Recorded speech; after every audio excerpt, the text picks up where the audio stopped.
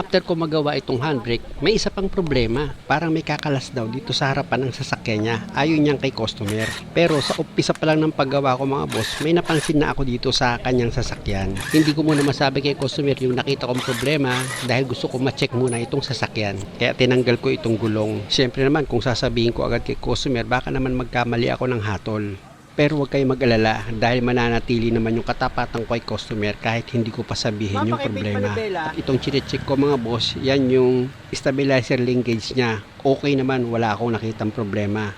Kaya ang gagawin ko dyan mga boss, pinalikuli ko kay customer itong manibela niya. At chinek ko itong tie rod niya, okay pa rin naman, wala din siyang problema. Pati itong rack end, okay pa rin, wala naman siyang kalog. At itong coil spring niya kung maluwag dito sa shock mounting, okay din siya. Pati itong brake caliper niya, chinek ko rin yan kung may maluwag na tornilyo, pero okay din siya. Siyempre kasama dyan itong rotor, yung hub niya kung may problema sa bearing, yung wheel bearing niya ba, ibig kong sabihin kung may maluwag, okay din siya. Kaya pinalagay ko sa drive yan, pinaikot ko itong rotor para makita ko kung meron namang problema dito sa wheel bearing niya pag umaandar. Dahil ito nga yung reklamo ni customer kapag umaandar yung sasakyan niya para daw may matatanggal dito sa gulong niya or dito sa pangilalim niya para daw may bibitaw. Bagamat nasabi ko nga sa inyo, nakita ko na yung problema nitong sasakyan, pero syempre naman dapat ipakita ko pa rin kay customer na chinek up ko maigi itong sasakyan niya bago kami mag road test. Kaya nga mga boss, kung makikita nyo, pinapaandar ko itong sasakyan niya, pinapaikot ko itong rotor disc. Habang pinipreno-preno itong sasakyan, titignan ko kung merong kakaiba dito sa velocity joint niya o itong CB joint kung tawagin.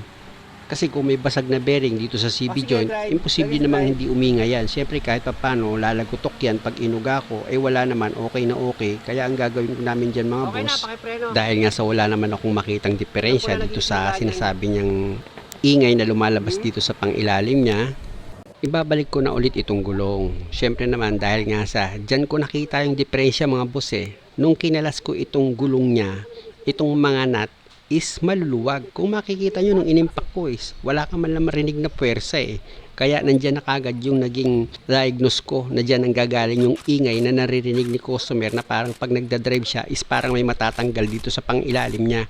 Yan na yun, sigurado ako. Isa pang pag-check ang ipakita ko sa inyo mga boss Tingnan nyo itong gulong niya, uugain ko yan. Walang kalog mapapatagilid siya o pataas, walang kalog, kaya walang problema.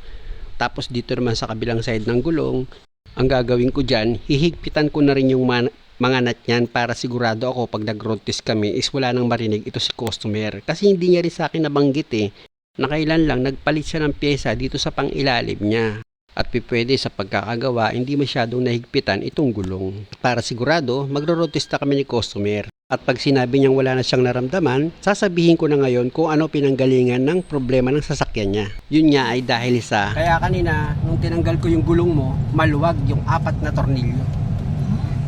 Ayun ang nakita ko, kaya kaninang pagdating mo pa lang, narinig ko na kagad yung ingay. Di ba? Narinig mo yung ingay? Sabi mo ngayon lang lumabas, maluwag lang yung ano nun. Maluwag lang yung mga nut. Opo, hindi na. Saan may ginalaw nyo? Hindi, si nung pina-check, kasi nagpagawain ko sa namin. Baka, pa-check lang kung ano yung problem. Kaso lang, nadagdagan yung problem. Kasi wala pang budget. Kaya na nga kuya, parang sabi, naisip ko gumagana. Sabi ko, Di ba gumagalaw yung gulong mo? Yung kaya may ikaw na ako. Sabi ko, yung parang kaya tamad na ako bumiyahe. Kasi yung gulong ko parang may bibitaw na hindi kita ko mo? maintindihan. Maluwag yung gulong. Ayun ang nangyari, kaya nagkaroon ka ng ingay. Yun, sabi ko, Christopher, parang may maluwag na ewan. Sabi ko kay Christopher, sabi ko may maluwag na ewan. Hindi ko maintindihan na may kakalas, Christopher. Feeling ko magda-down yung ano ko. Ganun yung ano ko. Pakiramdam. Oo, kaya wala akong ganang bumiyahe. Sabi ko parang kinakabahan ako. Iba ng kaba ko. Sabi ko, di ba sa'yo, Christopher? Iba na tong kaba ko. Kaya lagi kong paalala sa inyo na pag nagpakalas kayo ng gulong, siguraduhin nyo, paulit nyo yung paghigpit. Ay, biro mo, kung bumalik ka nun, pagdating nyo dito, bumalik pa kayo ng Quezon City, di patay. Disgrasya. Oo, yung pala naramdaman ko, kuya. Iba yung, sabi ko sa'yo.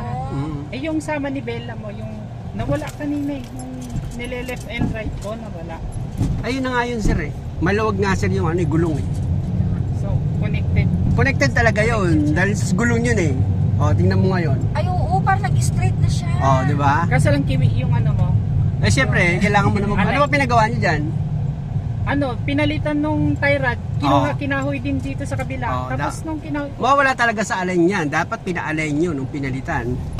kaso lang nung pag-alis namin, ganun pa din. Kaya sabi sa kanila lang natin, pag pinakita na natin kay Kuya Ray, sabi ko, sa kanila natin ipa-align. Kapag, diyan na tayo mag-backing.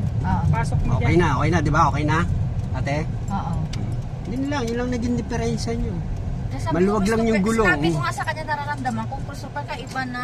Yung kaba ko, may ano na ako, may kaba na ako, nakakaiba na, hindi ko maintindihan. Pumunta pa kayo sa akin, sana ligpitan nyo na lang yung gulong. Hindi, kasi yung ano niya rin, yung handbrake, yung brake sige. niya. Kasi matagal kong sinasabihan niya na Sabi- kapag may biglang nag-swerving o tumawid na bata, yung brake mo, Lumulubog. hindi ka ng pangalawang bomba, pangatlong bomba. Sabi ko, Christopher, kakaiba na to yung naramdaman ko, parang may takot na ako. Kasi parang may kakalas na ewan na hindi ko maintindihan. Kakalas yung gulong ang Yun ang kakalas. sabi ko sa Baka kanya. mauna. Yun ang sabi ko Mauna sa sa'yo. kanya. Kaya nabi ko parang ma-accident din ako. Parang kakaiba na to ah. Yun na sa utak ko. Kaya parang ayoko na i-risk. So parang yan, wala na, okay na siya, hindi na siya. Oo, straight na siya. Kaya kayo mga boss, ugaliin nyo mag-check ng mga nut dyan sa gulong nyo. Gaya nito, galing pa ito ng Quezon City. Paano ko natanggal yung gulong niya? Di kawawa. Muli, maraming salamat sa panonood. Sana nakakuha kayo ng idea. At kung maaari, huwag nyo naman sanang kalimutang mag-subscribe sa channel ko. Salamat!